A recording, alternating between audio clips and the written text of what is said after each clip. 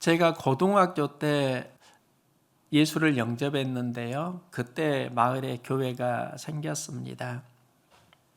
구원의 기쁨과 감격이 참 뜨거웠습니다. 제가 신앙생활을 해 나갈 때 신앙 초창기에 영향을 준 곳이 둘 있는데요. 하나는 DSM 선교 단체였고 하나는 섬기는 교회였는데 주일학교 교사 사역을 하면서 많은 영향을 받았습니다. 그런데 차이가 있습니다. 교회에서 주일학교 교사로 섬길 때는 말씀을 가르치는 입장이었습니다. 그때 아이들이 교회에 많이 나왔고요. 그들에게 장래 희망을 물으면 나는 커서 주일학교 교사 될 거예요. 제법이 있었습니다. 그러면 제가 생각해도 주일학교 교사로 영향력을 나름대로 행했고 또 교사로 리더의 사역을 감당했습니다. 그런데 선교 단체에서는 달랐습니다. 저는 선교 단체에서는 따르는 사람 팔로워였습니다. 시골 교회에서 성경을 가르치는 입장이었고 성경을 많이 안다고 했는데 선교단체에 가니까 남은 다 아는 성경 인물도 나만 모르는 경우가 있었습니다. 선교단체에서 많은 이들이 대학을 졸업하고 또 선교사로 파송을 받았습니다. 지금 두 가지가 잔잔하게 영향을 주고 있는데 하나는 내가 교사로 섬길 때 그때의 신앙이고 다른 하나는 대학교 선교단체에서 팔로워로 섬길 때입니다. 청년 시절에는 많은 선배들이 선교사로 나가는 거 직접 보았고요. 저도 청년 시절에 보내는 선교사로 사역을 감당해 왔습니다. 지금 목회를 하면서 도와주는 분들을 만납니다. 남을 돕는다는 게 쉽지 않은데 부담을 드리는 거 아닌가 이런 미안함도 있고 또 하나는 현실적인 필요를 채워주니까 참 고마운 마음도 있습니다. 지금 교회 인테리어 공사를 전반기에 제법 했고요. 이제 하반기에도 조금씩 하고는 있습니다. 재료를 사서 직접 하기도 하는데요. 십시일반 돕는 손길이 있었기 때문에 하는 사역입니다. 제가 한 주간 말씀을 준비하면서 예전에는 나는 목회자이다 이 마음은 있었는데 한 주간은 나는 선교사이구나 하는 마음이 또 드는 겁니다. 선원지구에 파송받은 목회 선교사입니다. 그리고 이 사역을 후원하는 분들이 계시는 것이지요. 사역하면서 나는 목회자이면서 또 선교사이고 또 현장에 나가는 선교사도 있지만 파송하는 선교사 동역자도 있고 넓은 의미에서 보면 우리는 모두 다 선교사의 사역을 살아가고 있습니다. 하나님 나라를 확장시키는 선교사와 같은 그리스도인입니다. 초대교회를 보면 선교하는 공동체였습니다. 그때 감당해야 되는 가장 큰 갈등 중에 하나가 이방인 선교였습니다. 즉 핍박이 있어서 복음을 전하는 데 어려움도 있었지만 때로는 복음을 받아들이는데도 그들에게 복음을 전하는데 불편한 감정이 있었습니다. 그게 이방인과의 관계였습니다. 당시 자료를 보면 이방인은 지옥의 땔감으로 태어났다. 이런 생각들이 유대 사회에 있었습니다. 그들에게 복음을 전하는 게 참 부담스러웠는데 예루살렘 공회를 통해서 이방인에게 복음을 전하는 것이 의결이 됩니다. 이 과정에 많은 갈등이 있었고요. 이방인에게도 복음을 전한다는 것은 초대교회 사역에서 엄청난 사건이었습니다. 그러면 성경에서 최초의 이방인 선교사가 누구인가? 성경을 보면 최초의 이방인 선교사는 요나입니다. 요나가 하나님의 부름을 받고요. 그가 쓰임을 받는데 요나가 그 당시에 이방인 선교사로 쓰임 받았던 그 과정을 보려고 합니다. 요나는 하나님의 말씀을 듣습니다. 여호와의 말씀이 아미떼 아들 요나에게 임하니라. 내가 시작하는 게 아니라 하나님 말씀이 나에게 임하면서 요나에게 이제 선교 사역에 대한 갈등이 시작됩니다. 요나가 하나님 말씀을 들을 때 말씀을 피해서 달아납니다. 하나님은 니느웨로 가서 복음을 전하라고 하는데 다시스로 도망갑니다. 하나님 말씀을 따라가지 않고 자기 뜻대로 살아가는 그 요나의 반응은 우리들의 삶의 이야기일 수 있습니다. 우리도 하나님 말씀을 따르기로 하지만 현장에서 하나님 말씀을 피해서 살아간다고요. 그 요나가 어떻게 하나님 말씀을 따라서 살아가는 삶으로 새로워지는지, 그것을 보면 우리가 어떻게 해야 하나님 말씀을 따라가는 삶을 살 수 있는지 통찰력을 얻을 수 있습니다. 요나가 들은 퍼스트 메시지는요, 하나님의 말씀이 아미떼 아들 요나에게 임하니라. 그런데 그는 그 말씀을 피해서 달아납니다. 도망갑니다. 두 번째, 하나님의 말씀이 두 번째로 요나에게 임하니라. 요나서 1장에서 들은 말씀과 요나서 3장에서 들은 말씀은 동일한 말씀인데 한 번은 말씀을 피해서 도망가고 또 한 번은 말씀을 따라서 순종하면서 살아갑니다. 그러면 이 차이가 어디에서 오는 것일까? 요나는 어떻게 이방인 선교사로 회복이 되어지는가? 청년 시절 방학 때 선교단체 교회에서 수련회를 자주 갔었습니다. 여름 방학 때 수련회 성경학교 했던 그 주간을 보니까 8주 연속 사역을 했던 생각이 납니다. 수련회에 가면 모기 시도로 통성 기도를 하고 많은 은혜를 받았습니다. 그런데 특별하게 생각나는 수련회가 하나 있습니다. 남들은 다 기도하는데 나만 기도가 안 되는 수련회도 있었습니다. 통성기도 시간에 힘없이 주여 주여 이런 한숨 소리만 반복했던 수련회도 저에게 실제로 있었습니다. 어떤 수련회에서는 전심으로 기도하니까 나의 기도하는 모습을 보고 그 주변에 있던 지체들이 힘을 얻어서 기도했던 때도 있고요. 어떤 때는 내가 기도를 못하니까 주변에서 기도의 문 열어달라고 중보 기도를 했던 적도 있습니다. 이것은 서로 다른 내가 아니라 내 안에 있는 두 모습입니다. 어느 때는 믿음의 용사인 나도 있지만 때로는 믿음이 식고 비실대는 메뚜기 같은 나도 있습니다. 우리 안에 이런 모습이 치열하게 영적 전쟁으로 진행이 되고 있습니다. 그럼 질문은 이런 겁니다. 요나는 어떻게 똑같은 말씀인데 반응은 달라질 수 있지? 하나님께 부름을 받았을 때 그가 다시 순종할 수 있었던 그 힘이 어디에서 나오는가?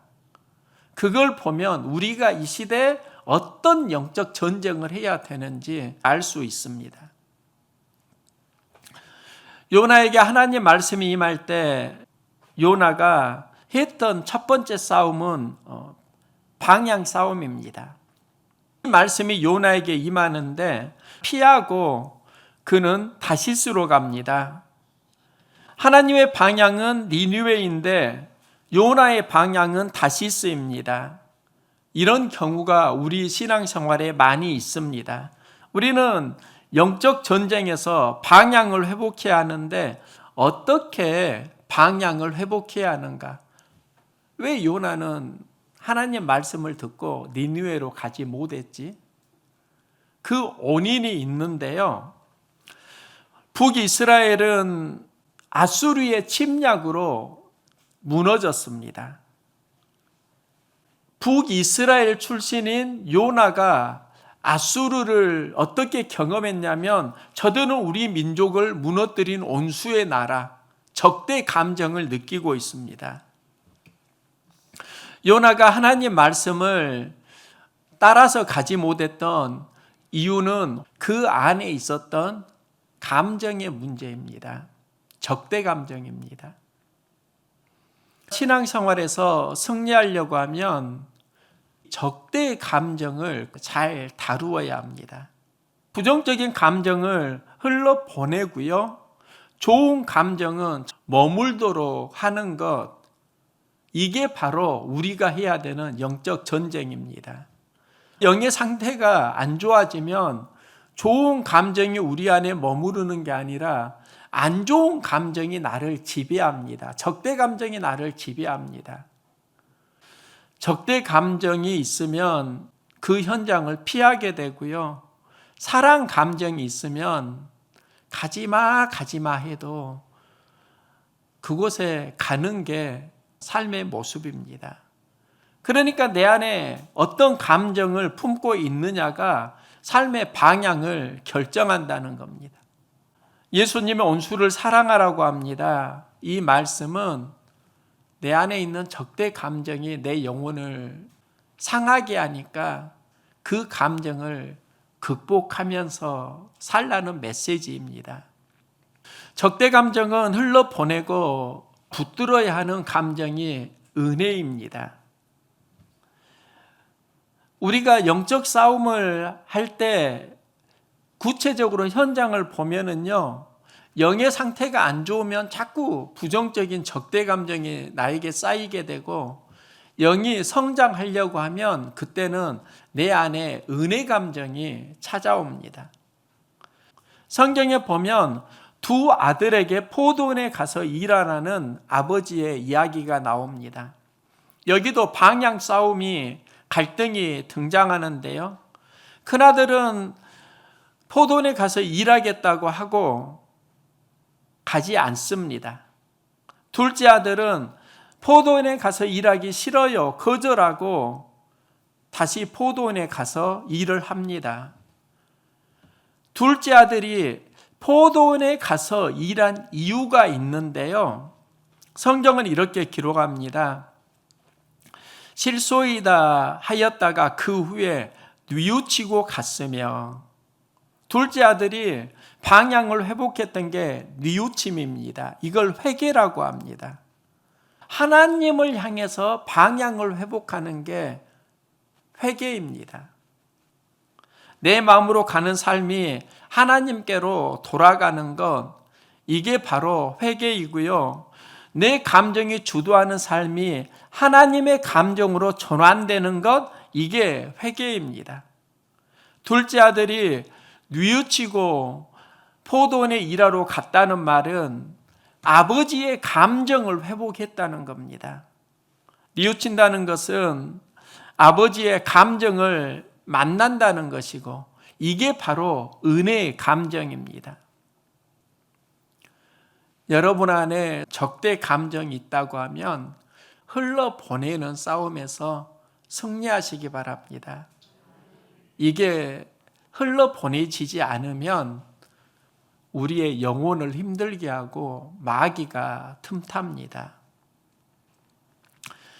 은혜 감정을 붙들면 성령이 충만하게 인도하십니다. 요나가 다시스로 간 이유는 니느웨를 향한 적대 감정을 극복하지 못해서입니다. 이 적대의 감정을 요나는 은혜의 감정으로, 하나님 주시는 은혜의 감정으로 전환하면서 니느웨로 갈 수 있는 힘을 얻습니다. 요나가 니느웨로 갈 수 있었던 또 하나의 이유가 있습니다. 그가 풍랑을 만나고 바다에 빠지고 이 고난의 현장에서 요나가 했던 게 있습니다. 그의 하나님 여호와께 기도하여 부르짖었더니 주께서 내 음성을 들으셨나이다. 요나가 고난을 만나면서 하나님께 기도를 회복하고요, 여기에서 하나님께 기도 응답을 받았다는 겁니다. 기도하고 그 기도 응답을 받는 삶, 여기에서 우리의 방향이 회복됩니다. 그래서 일단 어려움을 만날 때 그 어려움을 이기려고 하면 기도하는 삶을 살아가시기 바랍니다. 기도가 되는 은혜가 있으면 우리는 이길 수 있고요, 기도가 막히면 어렵습니다. 어려울 때 마음이 회복돼야 되고, 마음이 회복돼야 환경을 이길 수 있는 힘이 생기는데, 그 마음의 회복은 기도하는 데서 출발합니다. 그래서 요나가 하나님께 기도하고 하나님께 응답을 받고 방향이 회복됩니다. 다시 주의 성전을 바라보겠다 하였나이다. 고난 중에 요나는 주의 성전을 바라봅니다.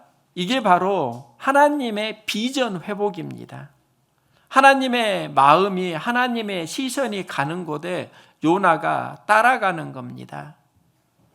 우리가 무엇을 바라보고 무엇이 보이느냐에 따라서 힘이 달라집니다. 안 좋은 게 자꾸 보인다고 하면 영의 문제입니다.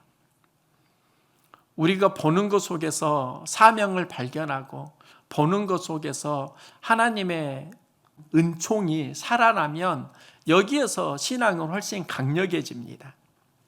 그래서 우리가 방향을 회복하려면 비전을 회복해야 합니다. 감사하는 목소리로 주께 제사를 드리며, 고난 중에 감사하는 목소리로 제사를 드렸다, 감사함으로 예배를 회복했다는 겁니다. 나의 소원을 주께 갚겠나이다. 하나님께 품었던 마음을, 첫사랑을 회복한다는 겁니다. 우리가 고난 속에서 하나님의 메시지를 만나야 하는데요, 고난은 우리가 가고 있는 그 길이 바른 길인가, 또 그 방향이 건강한가, 그걸 다시 확인할 수 있는 타이밍이고요, 회복하는 과정에 하나님은 믿음의 수고를 하기를 소망하십니다. 기도를 회복하고 비전을 회복하고 예배를 회복하고 하나님께 품었던 그 첫사랑을 회복하는 것, 여기에서 어떤 힘이 생기는가, 니느웨에 가졌던 적대 감정을 극복할 수 있는 힘이 기도에서 생깁니다. 말씀을 따라갈 수 있는 힘이 기도에서 생깁니다. 예전에 품었던 첫사랑을 회복하는 힘이 기도에서 생기는 겁니다. 지금 부정한 감정에 사로잡혀서 주저앉아 있는 많은 그리스도인이 있습니다. 그들을 잠자는 그리스도인이라고 할 수 있습니다. 영혼이 깨어나려면 먼저 믿음의 수고를 해야 합니다. 기도하고 비전을, 또한 예배와 서원을 회복해야 합니다. 이게 바로 영적 전쟁입니다. 고난은 우리에게 두 가지의 시간을 줍니다. 하나는 넘어지고 죽어가는 시간입니다. 말씀과 멀어지게 되면 사단의 밥이 됩니다. 또 하나는, 고난은 깨어남과 훈련의 시간입니다. 고난에서 기도와 말씀으로 연단받으면 강한 용사가 됩니다. 요나가 하나님 말씀을 듣고 자기 뜻대로 가다가 이제 고난을 만나고, 그 고난 속에서 그는 하나님 말씀을 들을 수 있는 마음 밭을 회복하는데요, 그리고 하나님 말씀이 다시 들려옵니다. 하나님 말씀이 두 번째로 요나에게 임하니라.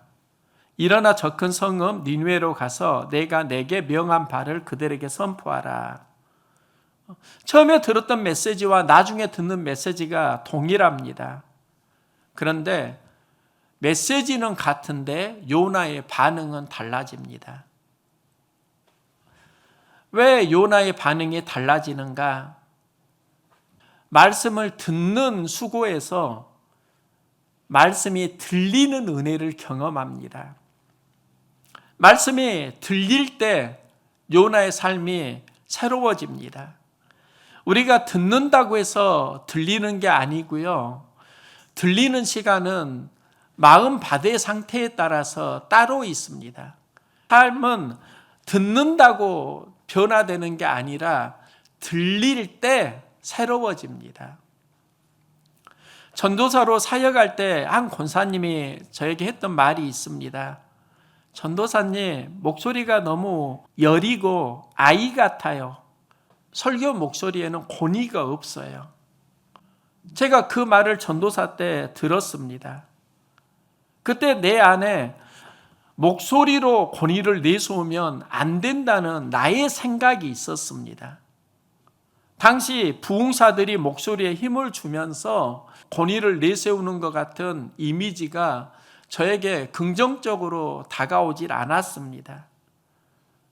권사님이 해준 말을 그냥 귀로는 들었는데 내 마음에 들리지는 않았습니다.